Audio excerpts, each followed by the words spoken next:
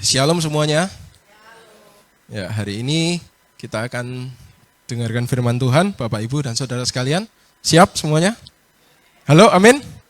Oke, mari kita buka sama-sama di Roma pasal yang ke-8. Roma pasal 8 kita akan baca satu ayat saja di ayat yang ke-28. Kita nanti mau baca sama-sama ya, Bapak, Ibu, dan saudara sekalian. Roma pasal yang ke-8 ayat yang ke-28. Mari yang sudah ketemu katakan amin. Oke, kita baca sama-sama hitungan yang ketiga, 1, 2, 3. Kita tahu sekarang bahwa Allah turut bekerja dalam segala sesuatu untuk mendatangkan kebaikan bagi mereka yang mengasihi Dia, yaitu mereka yang terpanggil sesuai dengan rencana Allah. Amin. Oke, terima kasih Bapak, Ibu, dan saudara sekalian. Tema firman Tuhan pada pagi hari ini adalah menghapus keraguan. Nah, Bapak, Ibu, dan saudara sekalian, kita ini sebagai manusia, saya percaya kita ini penuh dengan keterbatasan. Kita ini ada banyak hal yang mungkin seberapa pintarnya kita, seberapa kuatnya kita, atau seberapa hebatnya Tuhan membuat apa ya istilahnya ya, seberapa hebatnya kita diberi karunia oleh Tuhan. Kita itu adalah manusia yang sangat terbatas. Oleh karena itu, kenapa kita itu sangat membutuhkan Tuhan yang tidak terbatas, gitu ya. Karena memang kita ini didesain oleh Tuhan untuk kita ini selalu hidup berharap dan bergantung hanya kepada Tuhan. Amin.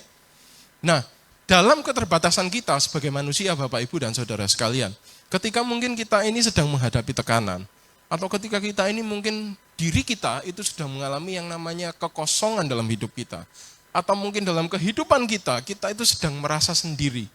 Karena kita merasa, walaupun mungkin ada orang di sekitar kita, tetapi kita merasa melakukan semuanya itu sendiri. Dalam situasi-situasi seperti itu, Bapak, Ibu, dan saudara sekalian, seringkali ada sebuah hal yang mengganggu di dalam pikiran dan kehidupan kita. Apa yang mengganggu itu, Bapak, Ibu? Itu yang dinamakan dengan keraguan. Walaupun mungkin firman itu sudah sering dibentangkan dalam kehidupan kita. Walaupun mungkin kita sudah banyak dengar janji-janji Tuhan dalam kehidupan kita. Yang janjinya itu adalah ya dan amin. Tetapi karena menghadapi berbagai situasi yang ada di dalam setiap kehidupan kita, karena keterbatasan kita, sekali lagi ya Bapak, Ibu, dan saudara sekalian, karena keterbatasan kita, akhirnya bisa jadi muncul yang namanya adalah keraguan. Contoh, ketika kita berdoa akan sesuatu, merindukan akan sesuatu, doa sehari, 2 hari, masih yakin. 3 hari, 4 hari, lalu berlanjut ke 1 minggu, 1 bulan, 1 tahun, 10 tahun, atau bahkan mungkin lebih. Karena situasi yang seperti ini, Bapak, Ibu, seringkali ada keraguan yang menghampiri dalam hati kita. Benarkah doaku ini? Apakah benarkah Tuhan ini masih ada? Kenapa jika Dia ada, hidupku seperti ini? Apakah Dia itu adalah Allah yang baik? Ataukah Dia ini Allah yang kejam? Apakah dalam kehidupanku, ketika aku berdoa, why Tuhan? Biasanya keluar kata-kata adalah, kenapa Tuhan? Mengapa? Kenapa? Why? Di dalam situasi-situasi yang seperti itu, ada tekanan, ketika kita sedang menunggu jawaban Tuhan, seringkali karena keterbatasan kita, sekali lagi ya, karena keterbatasan kita semua artinya, itu muncul satu rasa ragu di dalam kehidupan kita. Dan yang terlebih parah, yang terlebih gawat adalah ketika kita itu mulai meragukan keberadaan Tuhan. Bapak, Ibu, dan saudara sekalian, untuk kita itu meragukan keberadaan Tuhan, tidak hanya harus kita ini jadi seorang ateis, atau jadi seorang yang tidak percaya Tuhan. No. Mungkin secara ibadah, secara badan kita itu masih ada di dalam ibadah. Hari ini kita semua datang. Dan saya percaya yang di sini semuanya tidak ada keraguan. Amin? Halo? Amin? Tidak ada keraguan. Tapi sebagai contoh, orang-orang yang meragukan Tuhan itu bukan berbicara hanya soal menjadi ateis, Bapak, Ibu. Tetapi ketika hatinya mulai penuh dengan kekhawatiran, hatinya mulai penuh dengan kegelisahan, Bapak, Ibu, dan saudara sekalian. Saat seakan-akan kita itu tidak bisa melihat tangan Tuhan yang sedang terulur bagi kehidupan kita. Karena berbagai hal yang terjadi, kalau kita ini benar-benar nggak hati-hati ya, sekali lagi juga karena keterbatasan kita, Bapak, Ibu, dan saudara sekalian. Kita itu seperti melihat seakan-akan, aduh Tuhan, apa rencanamu dalam kehidupanku?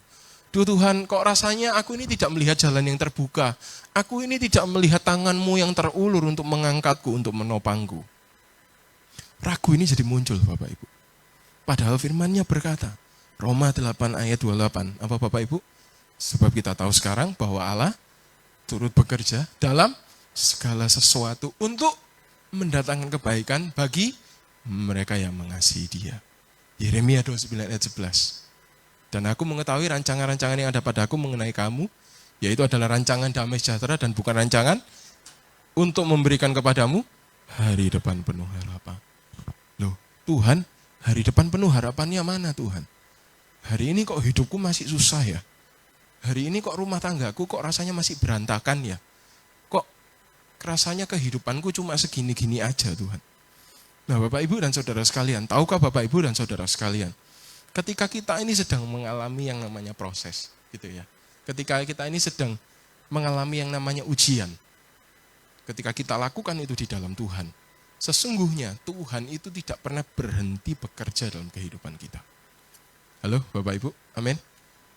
Ketika satu hal yang pernah Tuhan ingatkan dengan kuat sama saya, Tuhan itu pernah tempatkan di hati saya itu begini. Aku ada ketika engkau senang, tapi aku juga ada ketika engkau juga lagi susah. Ya, Bapak, Ibu, dan Saudara sekalian. Tuhan ada ketika kita lagi senang, Dia ada. Tapi ketika Dia susah, Dia juga ada. Ketika Dia berada bersama-sama dengan kita, sesungguhnya tangannya itu terus menjaga kita. Karena itu firman-Nya selalu berkata bahwa ujian dan cobaan yang kita alami itu tidak akan pernah melebihi kekuatan kita. Walaupun tampaknya berat, tetapi sesungguhnya tangan Tuhan, penyertaan Tuhan itu nggak pernah lepas dari kita. Nah karena itu kita sebagai anak-anak Tuhan itu diajak oleh Tuhan untuk menghapus setiap keraguan dari hidup kita. Ragu tentang apa? Ragu tentang keberadaan Tuhan. Ragu tentang kebaikan Tuhan. Ragu tentang kasih setia Tuhan. No Bapak Ibu, amin. Karena walaupun kau senang, walaupun kau susah, di sana ada Tuhan.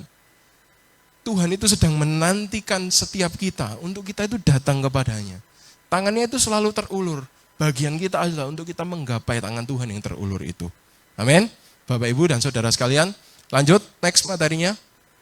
Nah Bapak Ibu dan Saudara sekalian, pertanyaannya adalah bolehkah sebenarnya kita ini ragu? Karena sebenarnya keraguan, kekhawatiran itu terlihat manusiawi. Oh ya kita ini adalah manusia kok. Jadi kita ini boleh ragu, kita ini boleh yang namanya khawatir, boleh bimbang atau dan lain sebagainya. No, firman Tuhan selalu mengatakan janganlah kita bimbang. Amin. Janganlah kita ini ragu. Amin Bapak Ibu dan Saudara sekalian. Semua ini terlihat wajar, tetapi sesungguhnya tidak wajar. Saya kapan hari pernah saat saya itu datang ke pertemuan hamba-hamba Tuhan GAB wilayah Jatim 2 gitu ya. Saya ini dengar satu khotbah yang waktu itu yang membawakan khotbah adalah pendeta Andreas Junaidi, itu menyampaikan tentang kekhawatiran.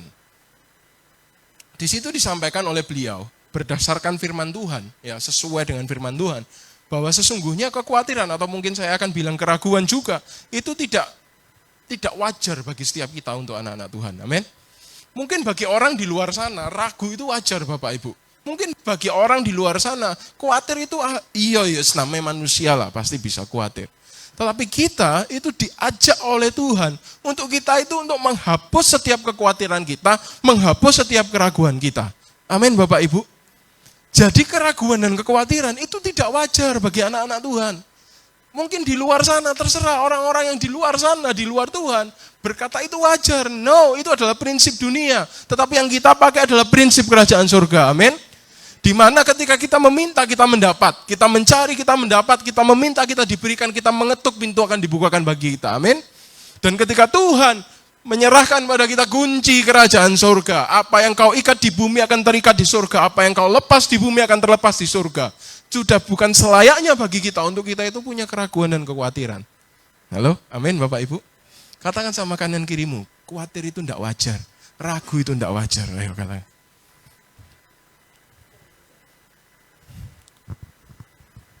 Tidak wajar ya.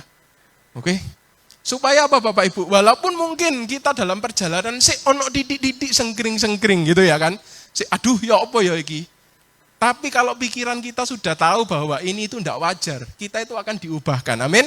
Kita itu akan dikuatkan oleh Tuhan. Amin Bapak Ibu. Dimampukan ya. Itu prinsipnya. Loh, memang kok kita ini terbatas, tapi itu bukan sesuatu yang dibenarkan ya. Jadi prinsip yang pertama adalah ragu itu sebenarnya nggak boleh Bapak Ibu. Kenapa? Karena firman Tuhan sendiri yang katakan. Mari kita buka sama-sama ayatnya di Yohanes 14 ayat 1. Yang sudah ketemu katakan amin. Oke, saya akan bacakan ya Bapak Ibu perhatikan. Yohanes 14 ayat yang ke-1, judul backgroundnya Rumah Bapa. Saya akan baca ayat pertama saja. Janganlah gelisah hatimu, percayalah kepada Allah, percayalah juga kepadaku. Ini kata siapa? Tuhan Yesus. Ya, betul Bapak Ibu dan Saudara sekalian.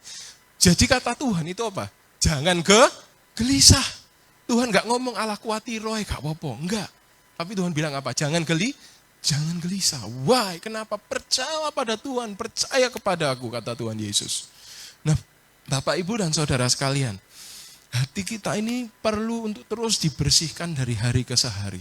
Saya tahu gitu ya, dalam prakteknya, dalam kehidupan kita, itu enggak semudah itu. Saya tahu Bapak Ibu. Yuk mari kita terus minta Tuhan. Itu untuk terus memenuhi setiap kehidupan kita, setiap hati kita. Supaya lambat laun, apa keraguan-raguan atau kekhawatiran kita itu dibersihkan dari hati kita. Amin. Siapa yang mau lepas dari kekhawatiran? Angkat tangannya. Siapa yang mau lepas dari keraguan-raguan? Amin. Saya berdoa Tuhan kerjakan itu dalam kehidupan Bapak Ibu Saudara sekalian. Amin. Ya, terus dilatih. Nah sekarang, apa sih langkah-langkahnya Bapak Ibu untuk kita itu menghapus keraguan? Next materinya yang pertama adalah untuk hidup oleh roh. Kembali lagi di Roma lagi ya, pasal yang 8. Kunci yang pertama Bapak Ibu adalah hidup oleh roh. Ya, ayatnya ada di Roma pasal 8, bisa dibaca di rumah ya nanti lengkapnya. Ayat 1 sampai 17. Nah Bapak Ibu dan Saudara sekalian, ketika kita ini mau hidup oleh roh, ketika kita ini mau hidup dipimpin oleh roh, perhatikan, yang pertama yang terjadi adalah ketika kita hidup oleh roh, maka roh itu siapa? Roh Kudus yang akan mengubahkan setiap pola pikir kita. Karena gini Bapak Ibu dan Saudara sekalian, kalau kita bicara tentang pertobatan atau perubahan pola pikir, akan sangat omong kosong kalau kita itu hanya sekedar belajar dengan kekuatan atau hikmat kita sendiri. Tanpa ada kekuatan daripada Tuhan Yesus Kristus, tanpa ada Roh Kudus, tanpa pimpinan roh, rasanya untuk kita mengubah pola pikir itu jadi sangat-sangat berat dan bahkan nggak mungkin. Bayangin Bapak Ibu ya, Bapak Ibu hidup misalnya yang umur 40, 50 tahun, sudah biasanya begini dididik A, terus pakai ajaran A, terus tiba-tiba suruh langsung berubah. Wah ini kalau nggak Roh Kudus, itu susah Bapak Ibu. Atau mungkin nggak usah 40, 50 tahun deh, yang 20 tahun, 10 tahun aja, biasa dididik seperti ini, terus harus berubah. Wah itu susah sekali. Apa yang membuatnya itu jadi bisa dan jadi mudah? Bukan karena kita Bapak Ibu, tapi karena siapa? Karena Roh Kudus. Karena itu penting bagi kita untuk hidup oleh roh. Dan roh ini juga, Roh Kudus, itu yang membawa kita itu jadi saksi. Ya, yang bersaksi kita ini bahwa kita ini adalah anak-anak Allah, Bapak Ibu. Nah, Roh Kudus ini juga yang akan terus melawan perbuatan daging yang ada di dalam kehidupan kita. Nah, sekarang bagaimana caranya untuk kita ini bisa hidup oleh roh? Bapak Ibu, kalau kita selalu berbicara hidup oleh roh, ya, roh ini adalah sifatnya itu sesuatu yang bagi kita ya, itu enggak kelihatan ya, benar ya. Di sini mungkin ada yang dapat karunia penglihatan, tapi secara umum bagi kita itu kita enggak bisa ngelihat roh. Ya, yang bisa kita rasakan adalah setiap pekerjaannya, setiap karyanya, ya, setiap apa yang dia tempatkan dalam kehidupan kita, itu adalah roh. Nah karena itu Bapak Ibu, untuk kita itu boleh hidup di dalam roh. Artinya kita harus kejar roh itu loh. Cara kejar roh itu gimana? Terus perbanyak penyembahan di dalam setiap kehidupan kita. Penyembahan itu. Gimana? Menyembah Tuhan, doa sama Tuhan, minta sama Tuhan. Saya nggak tahu kenapa Bapak Ibu dan Saudara sekalian, hari-hari ini juga, kemarin kalau kita bicara tentang bulan lalu ya, saya banyak berbicara tentang berfungsi, Tuhan banyak tempatkan di di hati saya untuk kita bicara tentang fungsi, tetapi hari-hari ini itu Tuhan tempatkan banyak di hati saya itu tentang bagaimana kita itu bisa memiliki pengalaman pribadi dengan Tuhan. Perjumpaan pribadi dengan Tuhan, Bapak, Ibu, dan saudara sekalian. Kenapa? Karena satu kunci yang pertama ini ya, untuk kita menghapus keraguan-raguan dalam hati kita. Untuk kita itu terus tahu bahwa Tuhan itu ada, walaupun nggak bisa kita lihat. Yang membuat kita itu bisa terus percaya, yakin Tuhan itu tetap ada. Walaupun mungkin kita lagi susah, kita lagi dalam tekanan, yang membuat kita itu terus percaya bahwa Tuhan itu baik dan menolong kita. Itu adalah kalau kita itu hidup di dalam roh. Karena itu Bapak, Ibu, dan saudara sekalian, penting bagi kita itu untuk mengalami pengalaman pribadi dengan Tuhan. Perjumpaan pribadi dengan Tuhan. Saya mau ajak kita, untuk kita itu tidak anti dengan sesuatu yang sifatnya supranatural, Bapak Ibu. Supranatural ini saya bukan ngajarin mau jadi dukun ya Bapak Ibu, bukan ya. Atau okultisme atau apa, bukan. Tapi Tuhan itu melawat kita ya, melawat kita itu bukan hanya cuma dari cara-cara yang natural. Tuhan itu ada dua caranya, natural dan juga supranatural, Bapak Ibu. Ketika Bapak Ibu sudah mengikuti ibadah atau berdoa di rumah, ya, atau ketika berdoa di rumah, tiba-tiba Bapak Ibu merasakan satu hadirat Tuhan. Tiba-tiba Bapak Ibu merasakan hatinya itu tersentuh tanpa mungkin nggak lagi ada masalah, nggak lagi seneng banget atau juga nggak lagi sedih banget. Ya normal-normal aja. Tiba-tiba hati Bapak Ibu tersentuh, merasa seperti oh ya aku merasakan ada pribadi yang sangat mengasihiku dan menyertaiku. Itu Tuhan Bapak Ibu dan saudara sekalian. Tapi kalau nangis, sedih gitu ya kan, wah rasanya tertekan sekali ketika berdoa, itu namanya hati kita itu lagi sesak Bapak Ibu. Ya. Nah, yang membedakan adalah itu kesesakan atau Tuhan. Kalau Tuhan itu akan membawa kita dalam sejahtera, akan melepaskan kita dari kesesakan kita. Ya, Bapak Ibu dan saudara sekalian. Karena itu saya sangat mendorong buat setiap kita untuk kita itu punya pengalaman pribadi dengan Tuhan, perjumpaan pribadi dengan Tuhan. Merasakan kasih Tuhan itu bukan hanya dari cara yang natural, tapi juga dari cara yang supranatural. Kenapa Bapak Ibu? Karena itu yang akan membuat kita ngerti bahwa ternyata Tuhan itu ada. Bahwa ternyata Tuhan itu mengasihi kita. Ini hal yang mendasar Bapak Ibu. Tapi kalau kita nggak hati-hati di sini, ini bahaya. Kenapa kok bahaya? Karena kalau kita sudah tidak menganggap Tuhan lagi ada, gimana kita mau bisa percaya? Gimana kita mau bisa terus ikut ibadah? Gimana kita bisa mau membangun iman dan kerohanian kita? Tapi buat Bapak Ibu dan saudara sekalian yang sudah pernah ataupun sekarang lagi proses Bapak Ibu, ya mengalami Roh Kudus, mengalami perjumpaan pribadi dengan Tuhan, Bapak Ibu akan tahu betapa baiknya Tuhan. Walaupun mungkin bisa aja sedikit lupa ya, sedikit lupa itu biasanya karena ada banyak hal yang terjadi dalam kehidupan kita, mungkin sedikit lupa. Tapi kalau sudah pernah, suatu saat ketika dipicu, diingatkan kembali tentang pengalaman pribadi dengan Tuhan, wah itu akan membara luar biasa, sekali lagi kembali. Bapak, Ibu, dan saudara sekalian, yang dimaksud hidup oleh roh, itu adalah hidup yang penuh roh. Roh ini didapat hanya dengan kita itu meminta pada Tuhan. Karena yang berhak memberikan itu adalah siapa tuh? Tuhan. Karena dia sendiri yang menyatakan pribadinya. Roh Kudus itu kan pribadinya Tuhan Bapak Ibu. Tuhan sendiri yang menyatakan pribadinya. Ini itu hidup oleh roh itu bukan didapat dari sekolah teologi. Mohon maaf Bapak Ibu, bukan dapat dari sekolah teologi. Bukan dapat dari pengajaran, berbagai pengajaran, enggak. Tapi tentang bagaimana kita itu punya hubungan yang dekat dengan Tuhan. Sampai Tuhan itu mau menyatakan dirinya atas setiap hidup kita. Amin. Ya, ini hidup oleh roh, dan hidup oleh roh ini bukan pilihan Bapak Ibu ya. Bukan aku gak perlulah hidup oleh roh. Ben pendetone yang hidup oleh roh kita gak usah. Oh enggak Bapak Ibu. Hidup oleh roh ini adalah sebuah ketentuan yang sudah Tuhan tetapkan bagi setiap orang percaya. Kenapa? Hidup oleh roh, roh yang kuat, yang Tuhan tempatkan dalam diri kita. Roh Kudus yang terus membimbing kehidupan kita. Itulah yang akan terus memampukan kita melawan setiap keinginan daging kita. Amin Bapak Ibu. Karena kalau cuma kita sendiri kita ini masih seonggok daging Bapak Ibu dan saudara sekalian. Kita ini masih manusia, dagingnya. Kalau tanpa Roh Kudus, bagaimana kita ini bisa melawan setiap kedagingan itu? Karena itu penuh dengan roh, mengalami Tuhan, itu membantu kita untuk terus fight back, melawan balik setiap kedagingan yang ada dalam kehidupan kita. Amin, Bapak Ibu dan saudara sekalian. Itu yang dimaksud dengan hidup oleh roh. Jadi kepenuhan Roh Kudus itu bukan hanya terjadi di Pentakosta saja. Tidak Bapak Ibu, tapi setiap hari.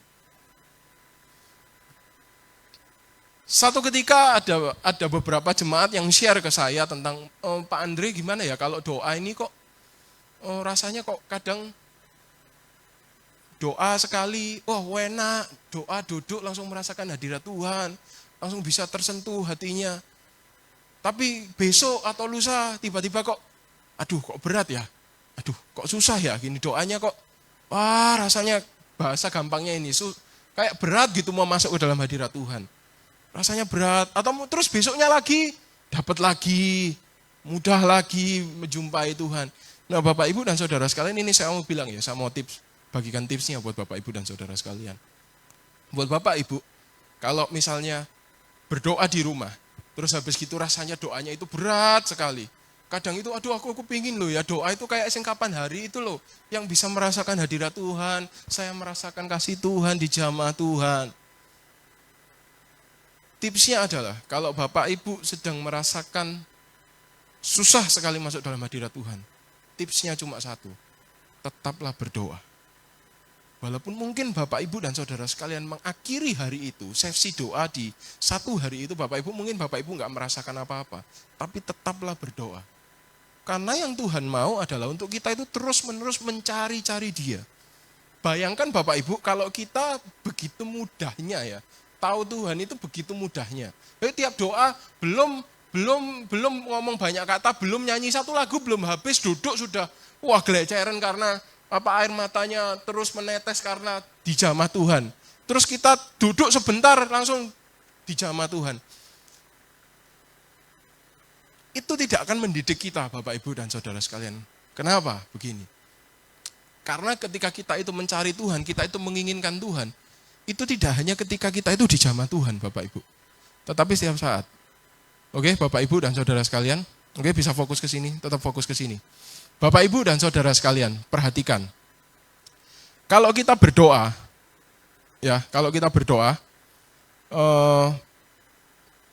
kadang itu kita itu susah gitu merasakan hadirat Tuhan. Kuncinya sekali lagi, tetaplah berdoa. Kalau kita dengan mudahnya saja seperti itu, kita pasti akan berpikir, nggak apa-apa deh ya, bolong sehari. Besok kan pasti akan ketemu Tuhan lagi. Nggak apa-apa lah ya, bolong sehari, bolong 2 hari. Nanti doa juga ketemu Tuhan lagi kok cepet. Nggak apa-apa lah ya bolong seminggu ya kan. Doanya bolong seminggu. Nanti doa ketemu Tuhan lagi ya cepet lagi kok. Tuhan tetap jamah saya. Tuhan tetap cintai saya kok. Nanti lah ya sebulan lagi aja. Nggak apa-apa lah. Tuhan bulan ini saya sibuk ya. Saya bolong dulu. Nanti bulan depan kita ketemu lagi. Nanti saya merasakan jamahan Tuhan lagi. Saya dulu pernah ada di fase saya ya Bapak Ibu saya. Saya pernah ada di fase di mana saya ini adalah jadi orang yang egois secara rohani. Apa itu egois secara rohani Bapak Ibu? Begini, saya hanya mau datang kepada Tuhan. Kalau ada hadirat Tuhan saja. Akhirnya kalau enggak ada hadirat Tuhan, ya wis melempem. Ya wis lah, kok sembayang gak, mari kita berhenti sembayang. No Bapak Ibu. Mencari Tuhan itu terus. Engkau merasakan enggak merasakan, terus tetaplah berdoa. Itu kuncinya. Dan dari situlah roh kita itu dibangun makin kuat dan akhirnya bisa mencapai yang namanya hidup oleh roh. Jadi Bapak Ibu, kalau Bapak Ibu saat teduh, kalau belum merasakan apa-apa, terus doa sampai sesinya selesai. Misal Bapak Ibu sudah tetapkan, aku doa 30 menit hari ini. Kita itu untuk terus membangun roh kita. Roh kita itu dibangun dengan cara yaitu tadi, walaupun mungkin tidak merasakan, tapi terus-menerus berdoa, Bapak Ibu. Amin. Itu kita itu dilatih. Dan percayalah Bapak Ibu, kalau Bapak Ibu, dan saya percaya yang sudah rutin, itu sudah merasakan, yakin saya. Kalau yang mau terus belajar, tidak apa-apa Bapak Ibu, kita ini sama-sama belajar ya. Kita terus belajar. Coba, terus-menerus rutin. Lama-lama Bapak Ibu akan peka. Halo, amin. Lama-lama rohmu itu akan peka. Lama-lama Bapak Ibu akan ngerti, iki oleh, iki gak oleh. sama Tuhan. Ini menyenangkan Tuhan, ini mendukakan Tuhan. Bapak Ibu akan bisa bedakan itu. Ya, Bapak Ibu dan saudara sekalian.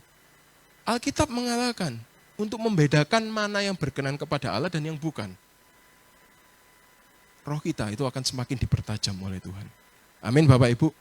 Dan saat roh kita itu kuat, maka kita tahu dengan jelas, bukan hanya secara pikiran, tapi juga hati dan iman kita, bahwa keraguan-raguan itu seharusnya tidak boleh ada dalam hati kita.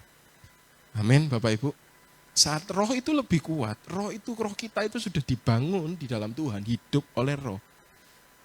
Keraguan-raguan itu sudah hilang dari hati kita. Amin. Walaupun mungkin tantangannya tetap ada, kita masih akan terus berjuang dan berjuang. Tapi kita punya damai sejahtera yang daripada Tuhan. Amin. Oke, itu yang pertama. Dan yang kedua adalah membangun pengharapan. Pengharapan kita adalah dengan menyadari bahwa sesungguhnya ada kemuliaan yang menanti kita semua. Siapa yang percaya ada kemuliaan yang menanti kita, Bapak Ibu dan saudara sekalian, angkat tangannya, puji Tuhan. Saya sangat suka gitu ya, ketika saya ini melayani di doa Daniel. Selalu ada poin yang menyatakan bahwa untuk kita itu harus ingat kekekalan, betul Tante ya?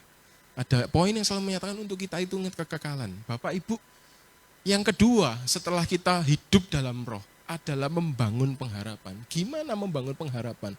Bapak Ibu harus tahu bahwa kita ini itu ada kekekalan yang menanti setiap kita. Jange itu Bapak Ibu ya, bahasa Mojosari kan jange ya. Bahasa Indonesianya nantinya. Jange itu Bapak Ibu, ada kekekalan yang menanti kita.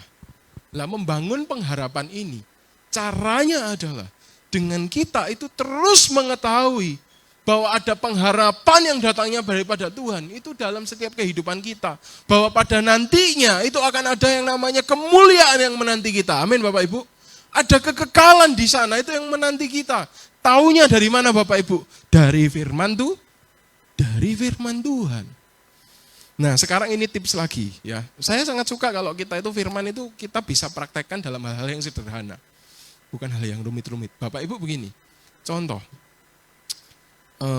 Firman Tuhan itu selalu, dalam firman Tuhan dikatakan begini. Renungkanlah firman Tuhan itu apa? Siang dan juga firman Tuhan juga berkata untuk memperkatakan firman. Nah Bapak Ibu dan saudara sekalian, mari kita terus-menerus membangun dan yang sudah melakukan puji Tuhan, good. Mari kita terus belajar membangun untuk kita itu terus memperkatakan firman. Untuk membangun pengharapan kita, ya untuk terus membuat kita itu ingat tentang apa yang sudah menanti kita, kemuliaan dan kekekalan itu. Bapak Ibu yang harus kita lakukan adalah untuk terus memperkatakan firman dalam kehidupan kita. Kenapa? Untuk melatih setiap kesadaran dan pikiran kita, untuk melatih telinga kita, itu untuk terus dipenuhi dengan firman. Ketika telinga ini terus dipenuhi dengan firman, tadi kalau hati dan kehidupan kita sudah mulai diubahkan oleh roh, maka ketika firman ini terus menggema di dalam kehidupan kita, ada bahan bakar yang terus terjadi Bapak Ibu dalam kehidupan kita untuk iman kita itu semakin kuat. Oh Tuhan mengasihi engkau, oh Tuhan menyertai engkau. Bapak Ibu tahu doa berkat kalau kita nanti pulang, doa berkatnya masih ingat? Tahu apa doanya? Tuhan memberkati engkau dan melindungi engkau. Tuhan menyinari engkau dengan wajahnya dan memberikan kepadamu kasih karunia. Tuhan menghadapkan wajahnya kepadamu dan memberikan. Dari satu ayat dari doa berkat ini kata-kata yang sungguh-sungguh memberkati kita Bapak Ibu. Terus kalau mau renungan itu. Saya jadi ingat almarhum Kong Yusa. Yang saya tahu, yang saya dapat cerita bahwa terus memperkatakan Mazmur pasal 91. Benar ya Mak ya? Betul, puji nama Tuhan. Ya, puji nama Tuhan. Loh, diperkatakan terus Bapak Ibu, diperkatakan terus. Kenapa? Ketika firman itu yang memenuhi hati kita, panah keraguan-raguan, panah kekhawatiran dari iblis, itu jadi patah semua. Kenapa? Hei, iblis bilang, oh kamu gak bisa sembuh. Oh kamu gak bisa pulih. Oh kamu gak bisa berhasil. Iblis terus bilang gitu. Tapi engkau tahu bahwa firman Tuhan berkata bahwa Tuhan yang memberkati kita. Amin. Tuhan yang menguatkan kita. Dialah yang menyertai kita. Dialah yang membuat kita luput dari segala mara bahaya. Amin Bapak Ibu. Nah dengan kekuatan firman itu, membangun pengharapan dengan firman yang terus kita perkatakan bagi diri kita sendiri, itu nanti akan menghapus setiap keraguan yang ada dalam kehidupan kita. Halo, amin Bapak Ibu. Membangun pengharapan. Setiap saat ada firman yang diperkatakan setiap hari. Amin, Bapak Ibu dan Saudara sekalian. Ya, jadi itu membangun pengharapan. Pengharapan apa? Ketahui Bapak Ibu, setiap apa yang kita alami hari ini, itu sudah ada kemuliaan, ganjaran kemuliaan yang sudah menantikan kita. Amin. Karena itu firman-Nya berkata bahwa Dia tidak akan mencobai kita melebihi daripada kekuatan kita. Karena sesungguhnya sama Tuhan itu sudah disediakan kemuliaan yang menanti setiap kita. Amin. Yang mengasihi Tuhan. Lalu berikutnya yang terakhir Bapak Ibu, adalah membangun keyakinan iman. Ayatnya nanti bisa dibaca ada di Roma pasal 8, ya, ayat 31 sampai 39. Ya, bisa dibaca di rumah. Lumayan Bapak Ibu dapat bahan bacaan satu pasal, ya kan? Puji Tuhan. Ya, bisa dipelajari nanti di rumah. Ini saya akan terangkan. Jadi begini Bapak Ibu dan Saudara sekalian. Iman, ya, kalau kita ini bicara soal iman. Iman itu kalau dalam bahasa aslinya, dalam bahasa Yunaninya itu adalah pistis. Katakan sama saya Bapak Ibu, pistis. Bukan mistis ya, pistis. Pistis ya. Pistis iman itu juga erat kaitannya itu dengan kesetiaan. Halo, amin Bapak Ibu. Iman berarti erat kaitannya dengan apa tadi? Kesetiaan. Nah, kita ini perlu untuk terus membangun iman dan kesetiaan kita itu di hadapan Tuhan. Mari kita lihat dulu deh di Roma pasal yang ke-8. Roma pasal yang ke-8.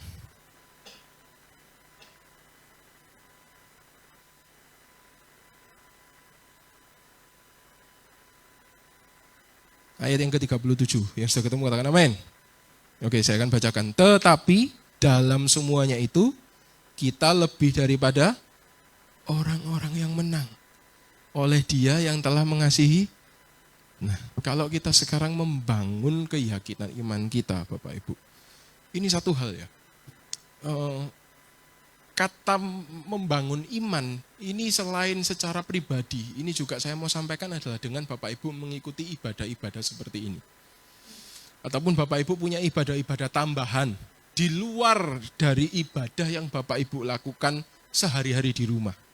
Caranya membangun iman itu, prakteknya, praktek gampangnya, ini saya ngomong versi sederhananya saja, adalah dengan terus menyediakan diri kita itu dalam pertemuan-pertemuan rohani. Kenapa? Dari situ iman kita itu banyak dibangun Bapak Ibu. Hari ini kita diajar tentang menghapus keraguan. Mungkin minggu depan jadwalnya siapa akan membahas ini. Minggu depan lagi akan ada tambahan lagi pengupasan terus tentang firman Tuhan. Pengupasan lebih lanjut. Nah ini adalah cara untuk kita membangun keyakinan iman kita. Amin Bapak Ibu. Sebab sesungguhnya kita ini pada dasarnya adalah lebih daripada orang-orang yang, halo, amin Bapak Ibu. Jadi kita ini itu sesungguhnya itu sudah dari sononya itu sudah diciptakan Tuhan, itu jadi orang yang hebat. Walaupun dengan segala keterbatasan, tapi tetap hebat Bapak Ibu. Karena itu mari kita bawa membangun keyakinan iman kita itu dengan tambah dari porsi ibadah kita. Halo, amin Bapak Ibu. Tambah porsinya. Tambah porsinya. Ketika Bapak Ibu mungkin pulang dari sini, oh ya Rek aku tak ke Surabaya, kenapa? Ke gereja. Ayo tambah porsi firman-Nya. Bapak Ibu mau datang ke Betani, tidak apa-apa, berkunjung, datang, tambah porsi firman-Nya. Dan kalau perlu, pulang, bawa berkat juga ke sini, amin Bapak Ibu. Halo, amin. Ya, bawa berkat tenang aja, bukan tak suruh khotbah ya Bapak Ibu ya, bukan. Maksudnya bawa berkat itu dengan diri kita itu berubah, diri kita itu dikuatkan. Kita juga jadi berkat di sini. Amin Bapak Ibu dan Saudara sekalian. Pergi kemana? Ke GSJS. Datang. Bawa pulang apa? Bawa pulang firman, berkat buat kita. Buat diri kita. Lalu ketika kita kembali ke rumah, rumahnya di mana? Di sini. Bawa berkat dari luar, itu bukan berkat, bukan jajan ya Bapak Ibu ya. Mungkin GSJS itu di PTC gitu, di sana ada banyak jajanan gitu. Tapi pulang nggak bawa, bukan berkat jajanan Bapak Ibu, bawa berkat rohani, amin. Iman yang terus dibangun. Bapak Ibu mungkin pulang dari sini kemana? Ke gereja Mawar Syaron, ketemu Bapak Philip Mantova. Silakan. Intinya apa? Membangun iman. bawa berkat imannya ke sini. Kita bangun iman bersama-sama. Amin Bapak Ibu. Halo, amin. Karena itu setiap Bapak Ibu, saudara sekalian yang pergi ke gereja-gereja di luar sana, saya itu sangat senang, sangat rindu ketika saya tanya, dapat apa firman-Nya? Dapat apa tata cara dari pengelolaan gerejanya? Dapat apa? Dapat apa? Dapat apa? Siapa tahu itu bisa membangun kita. Amin Bapak Ibu. Pembangunan dalam tubuh Kristus, membangun keyakinan iman kita. Bapak Ibu, di sini kita ngomong tentang iman, ngomong tentang Yesus. Bapak Ibu ke tempat sana ngomong tentang Yesus. Sana tentang Yesus, Bapak Ibu selalu ketemu di tempat yang ngomong tentang Yesus. Lama-lama Bapak Ibu memikirkan Halo, amin. Amin, ngerti ya Bapak Ibu ya? Jadi ini cara-caranya. Yang pertama tadi apa? Menghapus keraguan. Hidup oleh roh. Yang kedua membangun. Dan yang ketiga, amin Bapak Ibu. Caranya yang pertama tadi, kalau saat teduh, kuncinya tetaplah berdoa. Yang kedua, memperkatakan. Yang ketiga, tambah porsi ibadah. Halo, amin Bapak Ibu. Gampang ya, langkah-langkahnya kita bisa ya. Yuk, pelan-pelan, saya tahu, kita semua sama-sama belajar. Saya belajar, Bapak Ibu terus belajar. Tapi satu yang kita mau tujuannya apa? Untuk menghapus keraguan dari hidup kita. Amin. Berikan kemuliaan buat nama Tuhan, Bapak Ibu dan saudara sekalian. Next.